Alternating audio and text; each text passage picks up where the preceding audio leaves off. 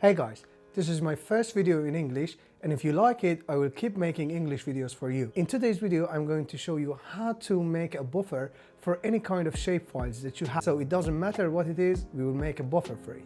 Okay, let's go into ArcMap. As you can see here, I have three types of shapefiles: the point one, the polyline, and the polygon.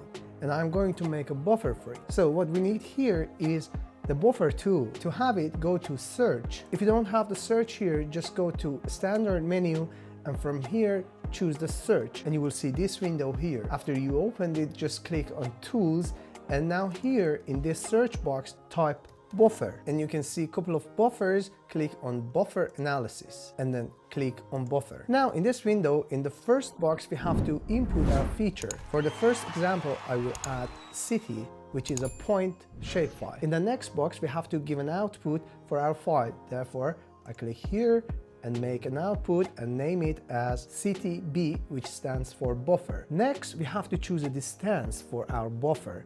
In this case, I will choose, for example, 1,500 meters, but you can change the unit. If you click here, you have a couple of units that you can choose. For example, you can choose kilometers. In that case, I can choose, for example, 10 kilometers. After you give the distance, don't change anything and just click on OK. So it shows the 15 kilometers from this point shapefile, and we have already a buffer for it. Okay, I uncheck this new buffer, and we will make a new buffer for the rivers. Therefore, I open the buffer, and this time I add the river shapefile. Again, I have to choose an output, so I do, and I name it as river B, and then save it. After you choose the output, we will go again to the distance.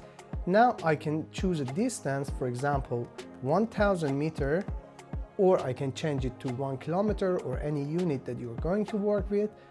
And then we'll go to the next step, which is side type.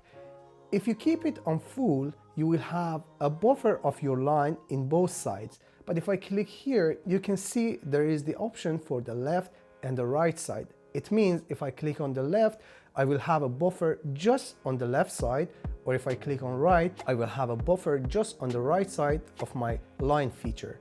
Therefore, I keep it on full. So in this case, I will keep it on rounded, and I don't change anything else, and I hit OK. And if I close it, you can see here, if I zoom in, you can see a buffer around each line.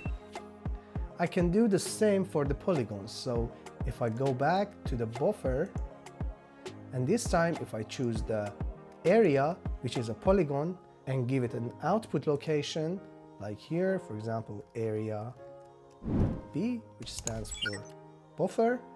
And now, in this case, I will give a kilometer and, for example, 5 kilometers. Now we have the side type again in a polygon, but the difference is that if I keep it in full, it will make a polygon which is bigger than the previous one, and it covers the extra distance that we are giving.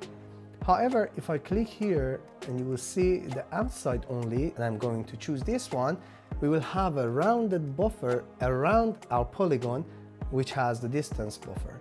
So I don't change anything else, and I hit OK. And now you can see that we have a buffer with the given number.